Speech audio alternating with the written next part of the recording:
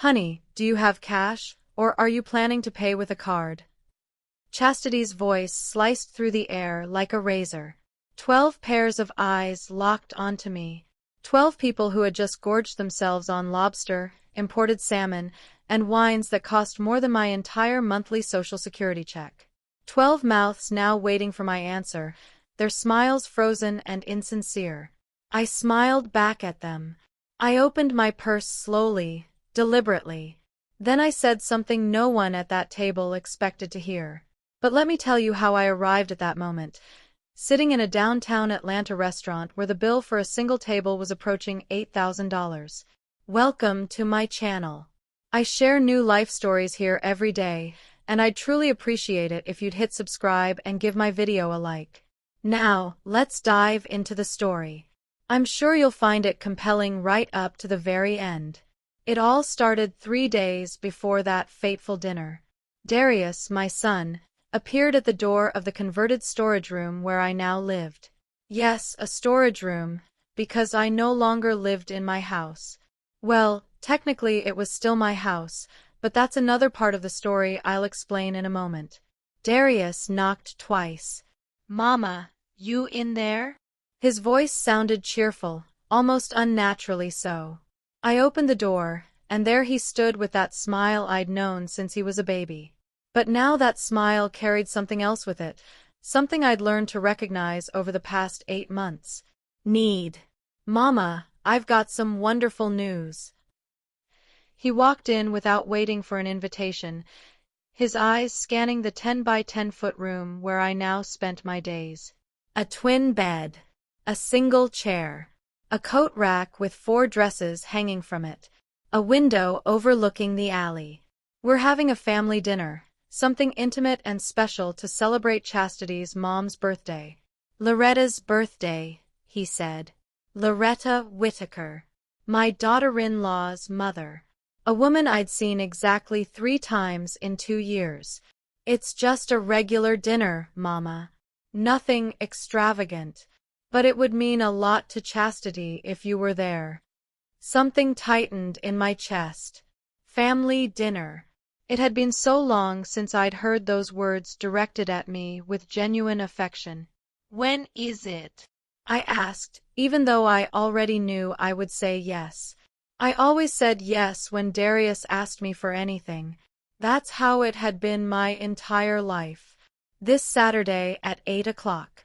At the Gilded Lily, that French place downtown. The Gilded Lily.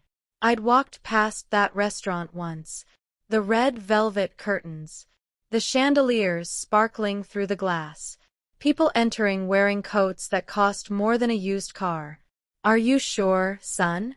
That place must be incredibly expensive." Darius laughed. That laugh that used to be genuine when he was a child. "Mama, don't you worry about that. It's a special occasion. Besides, we're family." Family. That word echoed in my ears long after Darius left. I sat on the bed and stared out the window. The alley was dark, even though it was barely 6 o'clock in the evening. From there, I could hear the sounds of the main house, my house, the house I had bought with 40 years of work as a seamstress. The house where I'd raised Darius alone after Hector abandoned us.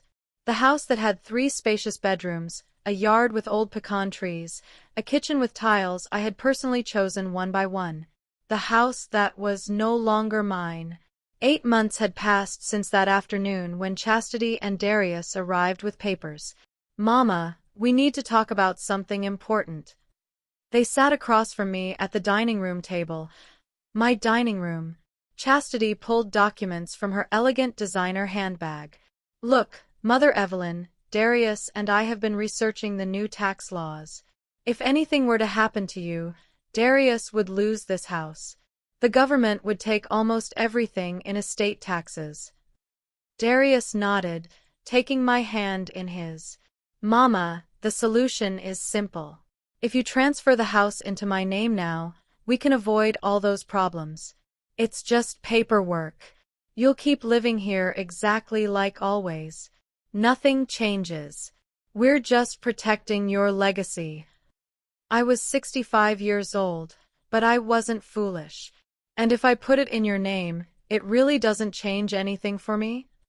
Chastity smiled, that smile that revealed all her perfectly white teeth. Of course not, Mother Evelyn. This is your house. It always will be. This is just a legal formality, a protection measure. I looked at Darius, my son, my only child, the boy I had raised single-handedly, the man who was now looking at me with pleading eyes.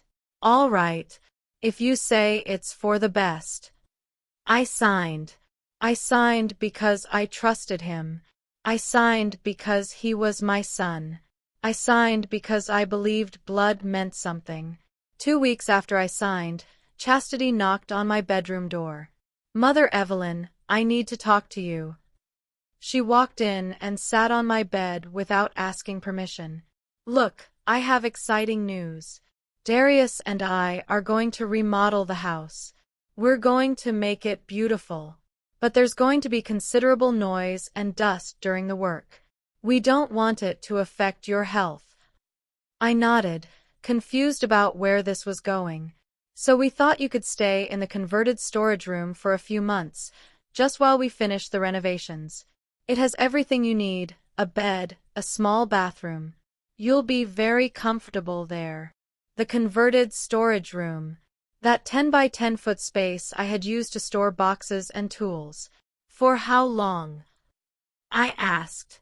Chastity shrugged. 2, maybe 3 months maximum. You know how these construction projects go. But it'll be worth it. The house is going to look gorgeous. Those 2 months turned into 8.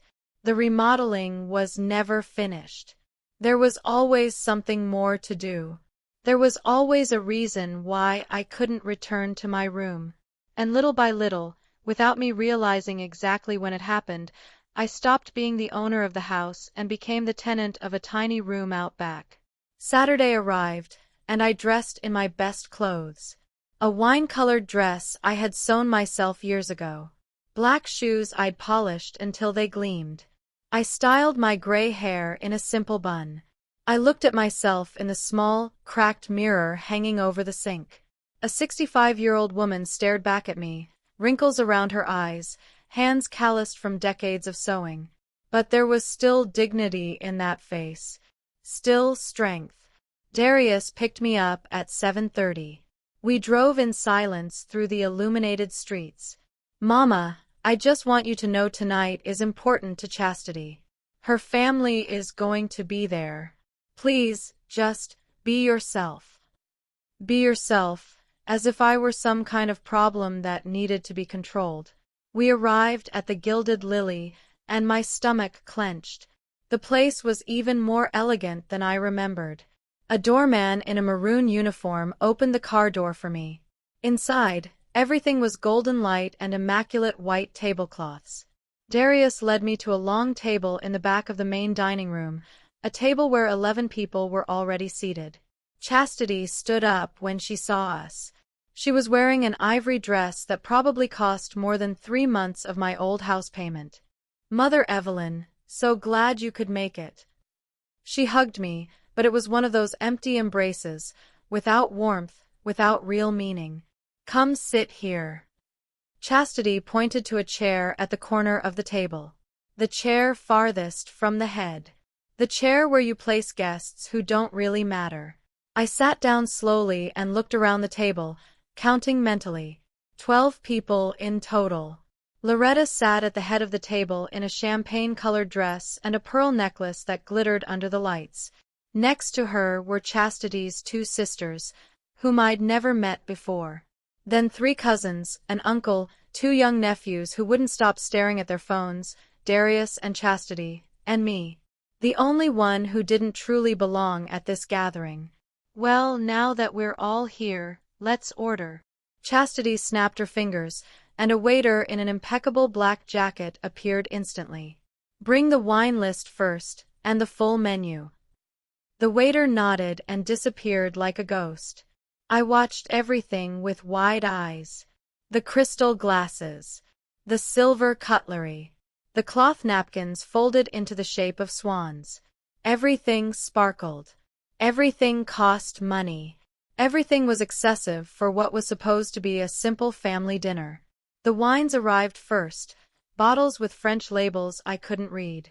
The waiter presented them as if they were treasures. This is a Chateau Margaux from 2010. And this is a Romani Conti. Chastity didn't even glance at the prices. Bring 3 bottles of the first and 2 of the second.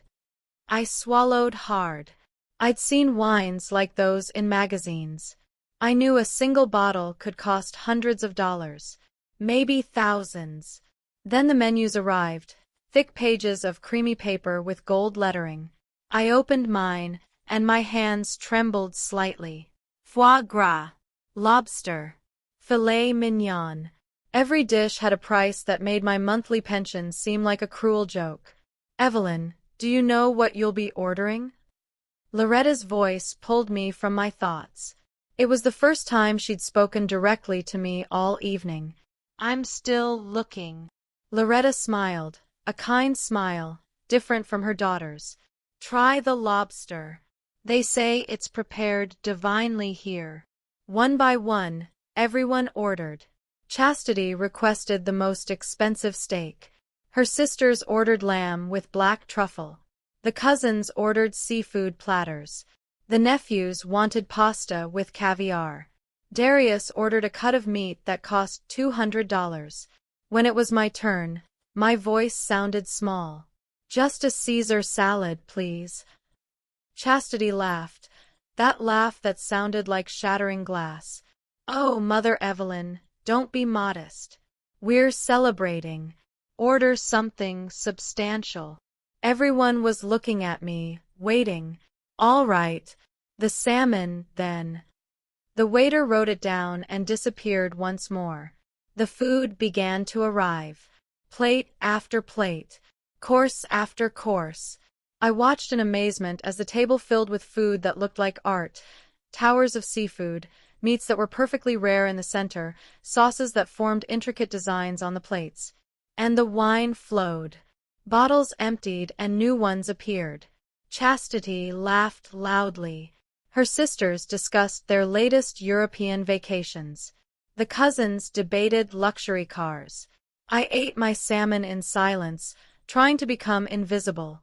Mama, are you okay? You're very quiet. Darius leaned toward me. His breath smelled of expensive wine. I'm fine, son. Just tired. He nodded and returned to his conversation with Chastity's uncle about investments and stock portfolios. I kept eating slowly. Every bite tasted like guilt. Every sip of water reminded me that I shouldn't be here, that this wasn't my world, that I was the woman who lived in a 10 by 10-foot room and received $200 a month to survive. $200. After I signed over the house, after they moved me to the little room, Chastity appeared one morning with an envelope. Mother Evelyn, Darius and I have been talking. We know you're no longer working, and your pension is quite small. So we've decided to give you a monthly allowance for your expenses. I opened the envelope. 10 $20 bills. That's so you can buy what you need. Food, personal items, you know. I looked at the money. $200 a month to eat, to live, to exist in the back of my own house. And this is enough? I asked, though I already knew the answer. Chastity shrugged. Well, you don't have to pay rent or utilities. The house is expensive to maintain. The water, the electricity, the gas, all of that comes out of our pocket. So $200 is fair. Fair. That word had haunted me ever since. Was it fair to live on $200 a month in a house I had paid for? Was it fair to eat rice and beans while they feasted on lobster? Was it fair to watch them remodel my kitchen, my living room, my backyard while I observed from the window of my 10 by 10-foot prison? The desserts arrived. Towers of chocolate, creams with exotic fruits, artisanal ice cream with edible gold flakes. Yes, actual gold. I ordered a simple black coffee, no sugar, because that's how I'd learned to drink it during these months. No luxuries, no extras, just the bare minimum to survive. Loretta looked at me from her place at the head of the table. There was something in her eyes, something I couldn't decipher in that moment. Curiosity, perhaps, or concern. But then Chastity ordered more wine, and the moment passed. The dinner ended. The plates were cleared. Conversations grew louder with the alcohol. I just wanted to leave, to return to the little room, because that was the only thing I could call home now. Darius was laughing with the cousins. Chastity embraced her sisters. Everyone was happy. Everyone except me. Then the waiter appeared with a silver tray, and on that tray sat a black leather folder. The check. The waiter placed it in front of Loretta first. She opened it, looked at the total, and her eyebrows rose slightly. Then she did something I didn't expect. She closed the folder and slid it directly across the table toward me. Everyone stopped talking. Everyone turned to look. The black leather folder rested in front of me like a coiled snake. I didn't want to open it. I didn't want to see the number. But Chastity spoke, and her voice sliced through the silence like a sharpened blade. "Honey, do you have cash, or are you going to pay with a card?" She said, "Honey," but the words sounded empty, cold, calculated. I looked up and met her gaze. Her smile was perfect, too perfect, as if she'd practiced this moment in front of a mirror. "Excuse me."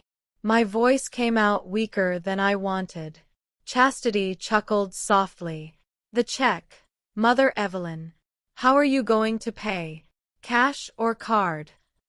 My heart pounded so hard I thought everyone could hear it. I opened the folder with trembling hands. There was the number, $8,342.68. $8,342.68. Almost 2 years of my $200 monthly allowance. Almost everything I had left in my savings account after selling my car last month because I couldn't afford to keep it anymore. $8,000 for a dinner I hadn't requested. For a celebration I didn't belong to. For food and wine that others had enjoyed while I ate salmon and drank water. "Well, Mother Evelyn, we're waiting." Chastity's voice again, now with a tone of impatience. I looked around the table.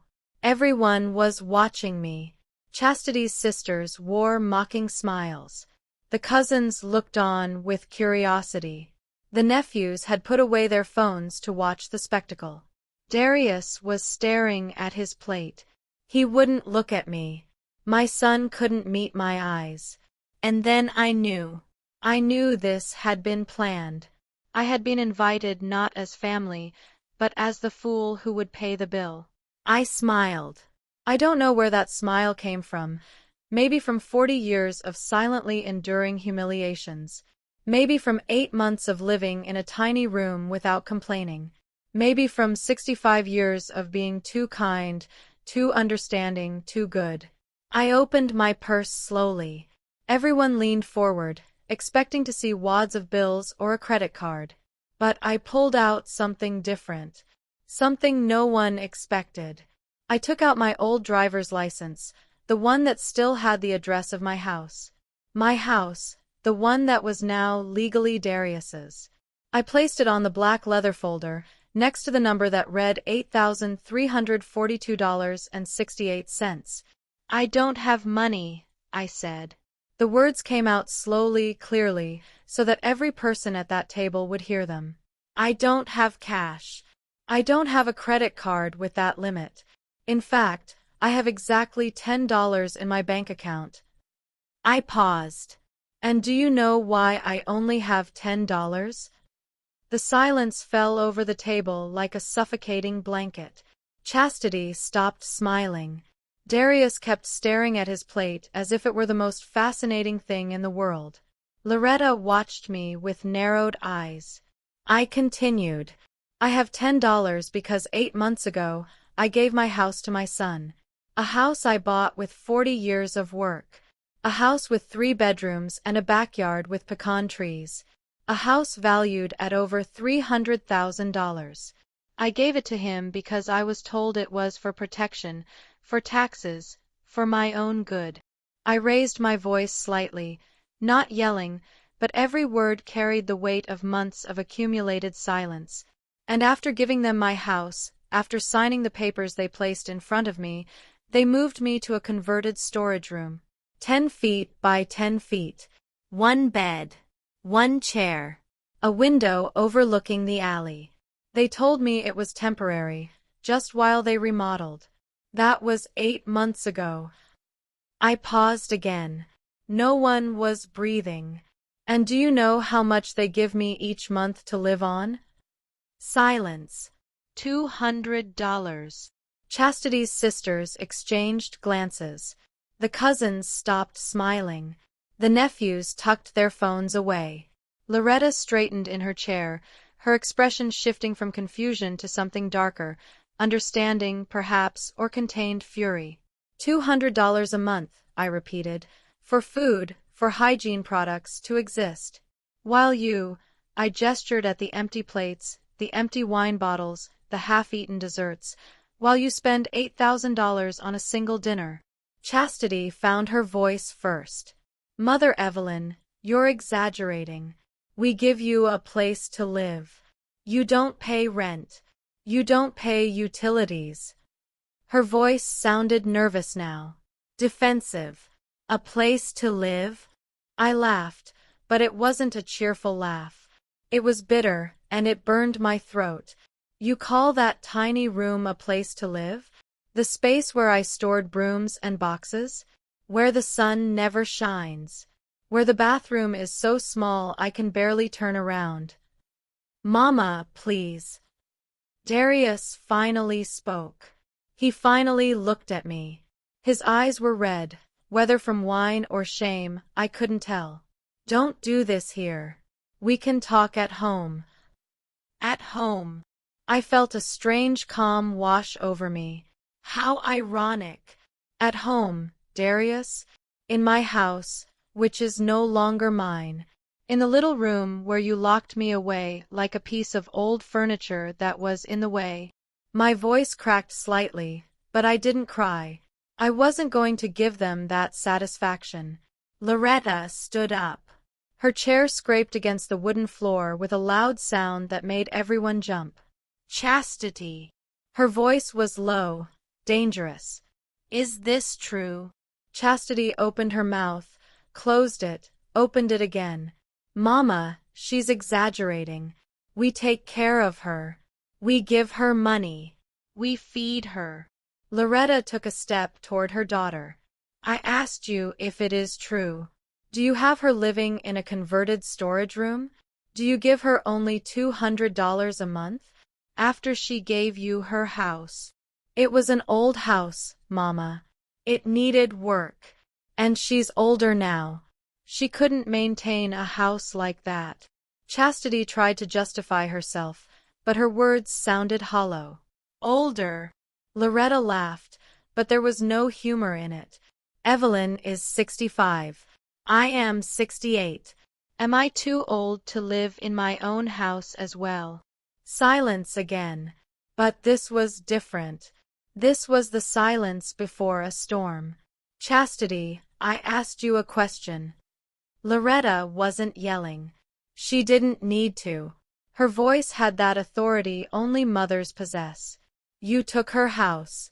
You have her living like a servant on her own property. Chastity looked at Darius, seeking support. But Darius was still staring at his plate. Coward. My son was a coward. We didn't take it. She gave it to us. She signed the papers voluntarily. Voluntarily. My voice came out stronger than I expected. You call lying to me voluntarily? Telling me it was for protection? Promising me nothing would change? I stood up. My legs were shaking, but I steadied myself. I signed because I trusted you. Because he was my son. Because I thought family meant something. I looked directly at Darius. I was wrong. One of the cousins coughed uncomfortably. One of Chastity's sisters muttered something about going to the restroom, but Loretta raised a hand. Nobody moves. Nobody leaves until this is resolved. She turned to me, her eyes so much like Chastity's, but with something more, compassion, humanity. Evelyn, do you have anywhere to go tonight? Any family? Any friends? The question caught me by surprise. I thought about my life, my 40 years of work, the friends I'd lost touch with because I was too busy surviving, the family I'd never had beyond Darius. No, I admitted, and that single word hurt more than anything else I'd said tonight. I don't have anyone. Loretta nodded, as if she'd expected that answer. Then you're coming home with me tonight. And tomorrow, we're going to fix this mess. Chastity went pale. Mama, you can't be serious. Loretta looked at her with an expression I would never want directed at me, pure disappointment. I am absolutely serious. You just invited this woman to an $8,000 dinner expecting her to pay. A woman whose home you stole. A woman who lives on $200 a month. You thought I would be okay with that. We didn't steal anything. The house is legally in Darius's name. Chastity tried to defend the indefensible. Legality and morality are two different things, daughter. And you know the difference. Loretta removed her pearl necklace, the necklace that had been sparkling all evening. She placed it on the table. This is worth $2,000. Pay the bill with this. And then we are going to have a very long conversation about values and decency. The waiter, who had been watching everything from a safe distance, nervously approached. He took the necklace and looked at Loretta. Ma'am, this is more than enough to cover the check. Would you like the change in cash? The change is yours, Loretta interrupted, for having to witness this circus. The waiter nodded and quickly disappeared with the necklace and the check. I sat down again. My legs wouldn't support me anymore. Everything was happening too fast. Loretta, a woman I barely knew, was defending me, paying a bill that wasn't hers, offering me a place to stay. And my own son sat in silence, doing nothing. Darius. I said his name softly. Look at me. He slowly raised his eyes. There were tears in them, but I felt no pity. Only exhaustion. Tomorrow I'm going to come for my things, the few things you allowed me to keep in that little room. And after that, I don't want to see that house again. My voice was firm now, clear. Not until it's mine again. Or never. Whatever has to happen. Darius opened his mouth. Mama, I stopped him with a gesture. No. I don't want to hear excuses anymore. I don't want to hear promises. I just want my dignity back. And if that means losing you, then so be it. The words floated in the air like smoke. Heavy, final. Loretta placed her hand on my shoulder. Let's go, Evelyn. That's enough for tonight. I stood up. I took my small purse. I looked one last time at that table, at those 12 people who had witnessed both my humiliation and my liberation in the same evening. I walked toward the restaurant exit with Loretta by my side. Every step hurt, not from physical exhaustion, but from the weight of what had just transpired. I left the table behind. I left Darius behind. I left 8 months of silent humiliation behind. The doorman opened the door for us, and the cold night air hit my face. I took a deep breath. It was the first time in a long time that I felt like I could truly breathe. Loretta's car was an elegant black sedan, not ostentatious, just refined. She opened the passenger door for me, a simple gesture that made me feel more human than I'd felt in months. I sat down. The seat was soft, comfortable. It smelled of expensive perfume and new leather. Loretta got behind the wheel and started the engine. For the first few minutes, neither of us spoke. Only the sound of the engine and the night traffic filled the space between us. "I'm so sorry." Loretta finally broke the silence. Her voice sounded tired, defeated. "I had no idea what my daughter was doing to you. If I had known sooner." She paused, took a deep breath. "I should have known. I should have paid attention." I looked out the window. The city lights passed like blurred stars. "It's not your fault. You had no way of knowing." I didn't tell anyone, either. I was too ashamed to admit that my own son had done this to me. The shame should be theirs, not yours. Loretta turned a corner. We were entering a neighborhood I knew by sight. Large homes, manicured lawns, the kind of place I never thought I'd set foot in. Chastity wasn't like this before. Or maybe she was, and I didn't want to see it. She was always ambitious, always wanting more. But I never thought she'd be capable of something so cruel. Her voice cracked at the end. We arrived at a two-story house with a cream-colored facade and large windows. Loretta parked in the driveway. "It's a lot for one person," she said, as if she had to justify the size of her home. "But I like the space. I like being able to walk without bumping into walls." She looked at me meaningfully. I understood the message. She knew what it was like to live in a cramped space, or at least she could imagine it. We went inside. The house smelled of lavender and cleanliness. The floors were light wood. The walls were painted in soft tones. There were carefully hung paintings, potted plants, a staircase leading to the second floor. "The guest room is upstairs. It has its own bathroom, clean linens, towels, everything you need." Loretta guided me up the stairs. Every step seemed higher than the last, not because of physical effort, but because of the surreal nature of it all. The room was 3 times the size of the little room I'd lived in for the past 8 months. A queen-sized bed with an ivory comforter. A dresser with a mirror. An armchair by the window. Curtains that looked like silk. A bathroom with a tub. A tub. I hadn't taken a bath in a tub since they'd moved me to the little room, which had only a tiny shower where I could barely turn around. "Rest." Loretta placed her hand on my shoulder again. "We'll talk tomorrow. Tomorrow we'll figure out what to do. For now, just rest." She left, closing the door softly. I stood in the middle of the room, looking at everything, touching the bed to make sure it was real. I sat on the edge. The mattress was soft. My hands trembled. And then, only then, did I allow the tears to fall. I cried. I cried for the 8 months lost. I cried for the house that had been mine.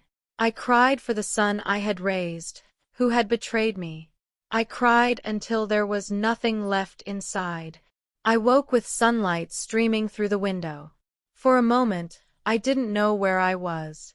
Then I remembered the restaurant, the check, Loretta, the guest room. I got up and looked at myself in the dresser mirror. A 65-year-old woman with swollen eyes and messy hair stared back. But there was something different.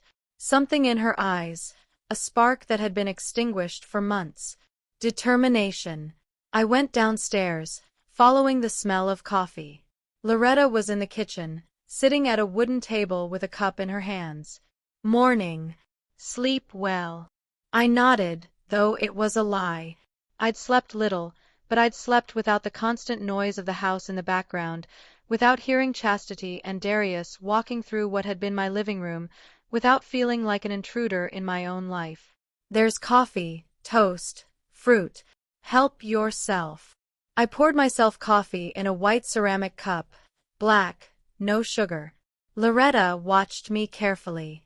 "Evelyn, I need to ask you something important, and I need you to be completely honest with me." She took a sip of her coffee. "When you signed those house papers, did you read everything? Did you understand what you were signing?"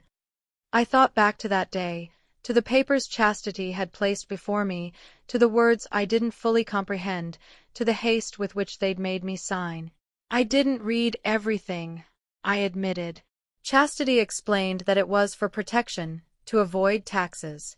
She told me nothing would change, that I would still be the owner in spirit, that it was just paperwork. Loretta nodded slowly. Were there witnesses when you signed? I tried to remember. There was a notary, or someone who claimed to be a notary. A young man in a gray suit. He came to the house. He was there for less than 20 minutes. He had me sign 3 or 4 different papers. Do you remember his name? I shook my head. No. Chastity called him. She said it was a favor, that he was coming because she knew him. Loretta set her cup down on the table with more force than necessary. A favor. Of course. She stood up and began pacing the kitchen.